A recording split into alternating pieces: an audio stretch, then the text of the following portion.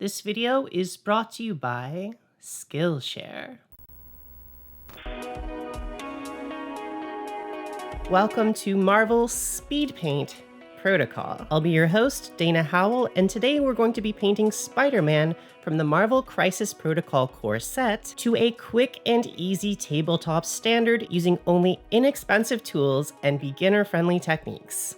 From there, I'll be showing you how to apply some quick, optional comic book style shading using a marker and some black paint.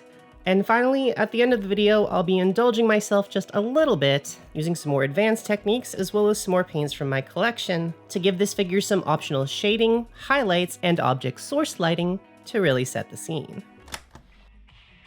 To begin, I assembled the figure with some plastic cement, a pair of hobby clippers, and my hobby knife to remove any obvious mold lines. Marvel Crisis Protocol models can be a little bit finicky to assemble, but I found that Spider-Man is one of the easiest of the bunch to put together, so I thought I would start with him for this video. If you're just getting into this hobby and you'd like some further instruction on how I recommend that you assemble plastic models, you can click the button up here for my full beginners video on that topic.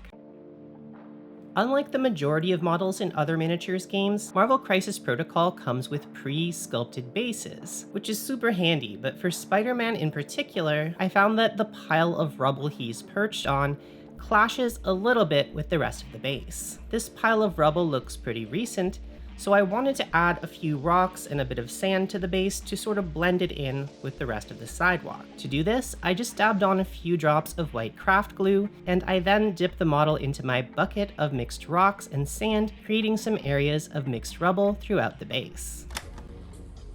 Before we start painting, you're first going to want to prime your model using a white primer. I used my airbrush for this because I don't currently have an outdoor space to prime these models with a rattle can, but if you're just starting out, a rattle can primer is probably what you're going to want to use. And if you'd like some further instruction on how to prime your models with a rattle can or which primers to buy, I'm going to recommend you click the button right up here for an excellent video by my friend Brent on how to prime any models you might want with a rattle can. Whatever method you choose to use, just make sure your entire model is fully covered in white primer and we're ready to paint. For painting Spider-Man, we're going to need a few supplies. We'll need a water receptacle of some kind. You're also going to want two synthetic brushes, one large and one small. The small brush that I'm using today is from the Army Painter Speedpaint starter set, and the larger brush I'm using is from a variety pack that I bought at the craft store. But really, any two synthetic brushes will do fine. Just use whatever you have on hand or whatever you can get at your local craft store. You'll also need a single piece of paper towel and a plastic palette with wells in it, like this one. Beyond this, you're going to need 4 different colors of paint from what I would call one of the transparent paint lines. So either Citadel Contrast, Viejo Express paints, Speedpaints 2.0, or a similar transparent paint that gives those automatic shadows. Today, I've chosen to use Grim Black, Ashen Stone, Magic Blue, and Bright Red from the Speedpaint 2.0 range. But like I said initially, honestly feel free to use any of the transparent paint lines for this. They're all going to work pretty much the same for this method. You may also notice that my personal set of speed paints have colored caps.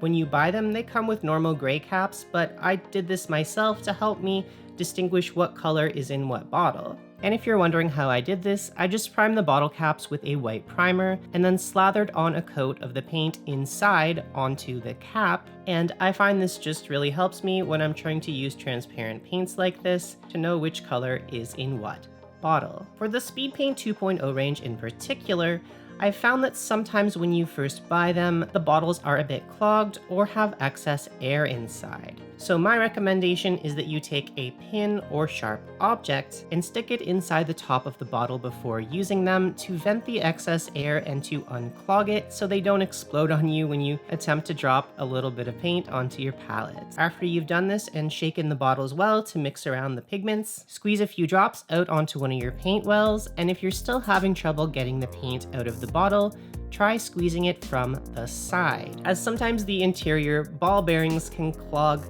the paint bottle if you're holding it straight up and down like this. To start out, the first color we're going to use is Grim Black to paint some of the black parts on the model. So once you put this paint on your palette, you're going to want to take a very small amount on your brush. And once you have the paint on your brush, just lightly touch the areas on the model that you want to be black. And the paint should just flow onto the model. We want the black paint to cover both the areas that we want to be black, as well as a bit around the areas to create a sort of outline. So don't worry about staying inside the lines for this process. We'll be doing cleanup around these areas later. Once our black paint has had a few minutes to dry, we can then use some plain white acrylic paint. You could either use some brush-on white primer for this or any other plain white acrylic, not speed paint or transparent white acrylic to clarify, to clean up around the black areas a little bit. You can do as much or as little cleanup as you want in these areas. I just spent a few minutes on it, applying 1 or 2 coats of white paint as necessary. And while we're waiting for the white paint to dry, we can also rim the base of the model using that same Grim Black speed paint, and I used my larger brush on this to get a little bit more coverage. Once this is done, we can move on to the easy part, a process that I like to call paint by number. And to do this, all we're going to do is load up our brushes with the color of our choice. In this scenario, that is specifically bright red and magic blue, and touch the brush lightly onto the model and just let the paint flow into the areas we want it to be in. And this is truly the utility of using these kinds of paints for me, and why I would recommend using these first for beginners over traditional acrylics. It's a quick, easy way to get your model onto the table fast, and it really can be as simple as a paint by number exercise. I used the included card as reference, and I painted all of the blue parts first onto Spider-Man and then all of the red parts. This paint has a really nice flow to it, and it likes to settle into the recesses of the sculpture, creating built-in shadows and highlights. And where 2 colors overlap, you can see we get an even deeper shadow, which is a nice side effect as well. For the beam that he's standing on, I wanted it to be a slightly darker red color, but instead of buying a whole new color of paint for this, I just mixed our red and black speed paints together in about an equal mixture to create this color. I then painted this area like I would all of the other areas we've painted so far, and then colored the rest of the base in with Ashen Stone, which is quickly becoming one of my favorite ways to create a quick and easy stone look. And that's about it for what I would consider our Tier 1 Spider-Man paint job. Does he look amazing? Well, no, but I think he does look pretty spectacular for about the 15 to 20 minutes of effort that we put in. And for the purpose that we're going to be using him, seeing him from about 2 to 3 feet away on a tabletop, I think he looks pretty nice and vibrant on a tabletop full of terrain and other figures. The real utility here for me is that you could quickly and easily paint up the entire core set like this within maybe the course of a weekend and be able to play the game right away. And then, after playing a few rounds of the game and enjoying how quick, easy, and refreshing the mechanics are compared to a lot of skirmish games out there, if we wanted to, we could then put in a little bit more effort and take our Spider-Man up to Tier 2, comic book shading. But before we do that, I have the feeling that if you've watched this far into the video already, you might have an interest in self-directed learning, which leads me to this video's sponsor, Skillshare. Skillshare is the all-in-one learning platform where you can teach yourself absolutely anything. From painting to cooking to web design, I think Skillshare is a really good option if you want to broaden your career, personal life, or skills as an artist. Personally, I have been taking Ali Abdal's masterclass on learning Notion for productivity and organization, both for YouTube but also for my D&D campaign. So far, this course has made learning Notion a lot more accessible than I imagined, and I'm well on my way to feeling like I have a more organized and productive life and D&D campaign. If you're interested, Skillshare is offering a 1-month free trial to any of my viewers, but for April only, they're offering an even better offer. So if you're ready to start learning with Skillshare today, they are offering 40% off your first year, and I'll be leaving both links down in the description so you can pick which one works best for you. If you enjoy painting this way with speed paints or other transparent paints, but you want to invest another 30 to 40 minutes into the model and take the level of detail and quality up a notch, I think the best bang for our buck is going to be giving the model some comic book style shading. Using this, a Gundam panel lining marker. I don't see these used too often in our hobby, and I really wonder why, as they are one of the most essential and ubiquitous tools in one of our sister hobbies, gunpla modeling. If you've never used one of these, the concept behind it is pretty simple. These models are used to apply some simple, quick shading to the lines between panels on plastic robot models. And for today, I decided to use these for exactly that same use on Spider-Man to make him look like he's been inked in a comic book drawing. This is the first time I've ever used one of these, so please forgive me if my application isn't perfect. But basically, I just used it the same way I'd seen it used on Gundam models. I ran the marker along the deep crevices on the model to give Spider-Man and his environment some hard black lines, and maybe the results weren't perfect. I definitely like the look of it on the character rather than the concrete surrounding him, but one of the advantages of using this tool for shading rather than more paint is it's just a marker, and everyone knows how to use a marker. It cost me $8, and unlike paints, you can panel line your spider guys while you're sitting on the couch, at the game store, at the beach, or wherever you might find yourself. Making this an easy recommendation to take your paint jobs up a notch from simple speed paint if you do like that comic book look. I did find that every once in a while the marker would dry out a bit, but either giving it a shake and or drawing with it on some paper for a moment quickly brought it back to normal. The finished look looks like I drew on this model with a marker, but I have just the complement to this marker to help blend it in a little bit better with the rest of the paint job. And that tool and technique is more black speed paint. So I busted out my black speed paint again and used it to freehand some larger patches of shadow where a comic book artist might include areas of black shadow. I specifically used Mike Mignola's work as reference for this, and I think it really helps tie the whole piece together. I also used our Grim Black paint to help blend parts of the marker treatment in that looked a little bit rough or bad to me. And again, I think this is another really good stopping point if you want a model to put on the tabletop that will look pretty good from a distance. This, combined with the initial speed paint job, took me about an hour to achieve, but if you wanted to take your model just a little bit further, you could do so using some traditional acrylic layering. From this step forward, I'm no longer going to be calling this a speed paint job, and I will be using even more paints from my collection to bring the model to life using layering, blending, and glazing techniques with conventional acrylic hobby paints, not speed paints. So this is no longer a budget speed paint guide if you follow the steps after this point of the video, but I just thought some of you might be curious how I would take a 1-hour basic speed paint job up to a 3-hour paint job that's more my usual standard. The paints I used for this were all from Broken Anvil's new line of paints, which they sent me to test out.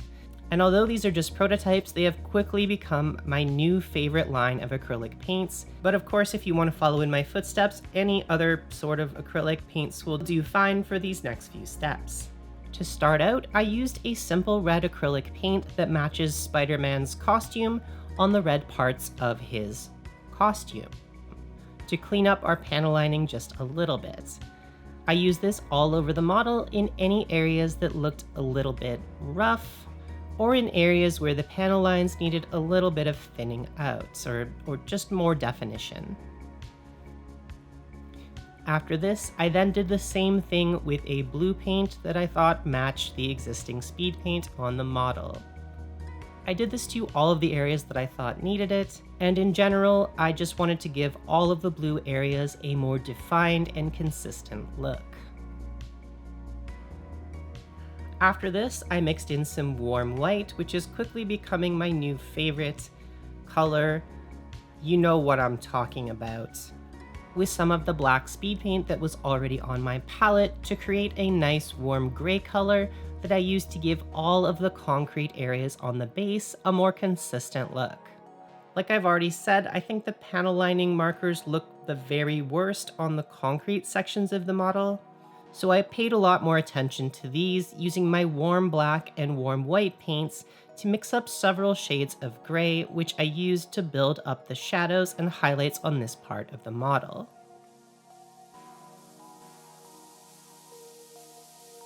I then used a red-brown color to add some stippling effects to the metal bar, using my brush like a sponge to just apply a lot of tiny dots to add some texture to this old metal beam. And after this, I used this same color to create lines down the center of the sidewalk slabs on the base, because I had just taken a walk outside and realized that the areas between sidewalk slabs isn't a pure black, it's more of a warm brown. After this, I did a little bit more basic layering using my gray mixture of warm white and warm black, adding successively more warm white to the mixture to achieve these highlights. From here, I tried mixing in some of this goldenrod yellow color into the blues and reds to achieve some object source lighting, but I slowly realized that what I was doing here was not working. So I reset everything back to before I added the yellow by just base coating all the colors again using their initial base coat of red and blue. From here, I decided to do a little bit of traditional layering on the blue parts of the model, starting with pure blue, and then mixing in successive amounts of warm white to each layering layer. I did about 4 layers of this, adding in more and more warm white each time. And once I was happy with that, I did the same thing for the red parts of the model, but I added in successive amounts of yellow to the red as our highlight color instead of the warm white, so that Spider-Man continues to look like a warm red instead of a light pink. Finally, using some warm white and my smaller brush, I did some edge highlighting on all of the parts of the model, in places where I thought the light would catch on the sheer fabric of the costume. Once this was done, I used the same layering technique as before to re-highlight the base and remove most of those yellow effects that I thought were not really working for me. And from here, our model is set for the next and final stage of what I want to do to this model, Tier 4, Object Source Lighting. If you've been watching this channel for a while, you know that I like to add some sort of additional light source to my models just to add a little bit of mood and variety. And here I'm going to show you how I quickly achieved this sort of look for Peter Parker. To start out, I spent even more time over highlighting the model with various white edge highlighting with our favorite new warm white color. Once this was done, I mixed up a glaze of yellow paint and water to the point where the glaze was as thin as I could possibly get it without the color totally dissolving. Broken Anvil assured me that these paints could be thinned down quite a lot into glazes without breaking, and I'm pretty impressed with these paints' ability to do that without adding any sort of glaze medium. I used this yellow glaze to cover all the parts of the model that I thought might be hit by this off-screen yellow light source.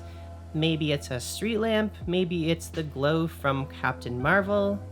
Regardless, I wanted to give the impression of a bright light coming from this side of the model, and using this glaze achieves this effect for us in 2 different ways.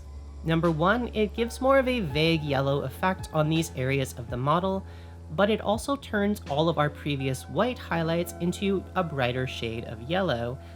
And the combination of these 2 things, I think, really sells the whole effect of a yellow light reflecting off his costume. In areas where I felt like I put too much yellow, I simply used a damp brush to help remove the excess. And in general, I just tried to keep my second attempt at object source lighting a little bit more subtle than my first one. To further sell this effect, I decided to glaze the opposite side of the figure in a dark blue color. The idea being that darkening all of the areas not hit by the street lamp or whatever that light source is would make the lit areas come across as brighter. And I think this worked not perfectly, but pretty well. I applied this color to all of the parts on the opposite side of the figure from the light source, even blending the blue and yellow in places to create a nice smooth transition. And in my opinion, I think the final effect comes off like Peter is patrolling at night and being lit by a street lamp or something from off screen. And that is it. That is my full process for how I painted Spider-Man from Marvel Crisis Protocol in 20 minutes, 60 minutes, and 3 hours. I hope you enjoyed the video, and please let me know down in the comments which Marvel figure you would like to see me paint next, and if you'd like to see this become an ongoing series or not. And before we go, I'd like to mention that this video is part of a larger collaboration called Other Game April, in which Miniac and Jay from Eons of Battle have challenged all of us mini YouTubers to make videos about non-GW games and miniatures that we're excited about. You can find the link to a playlist with all of those videos down in the description. Thank you to all of my lovely patrons for supporting the channel, and I will see you in the next video.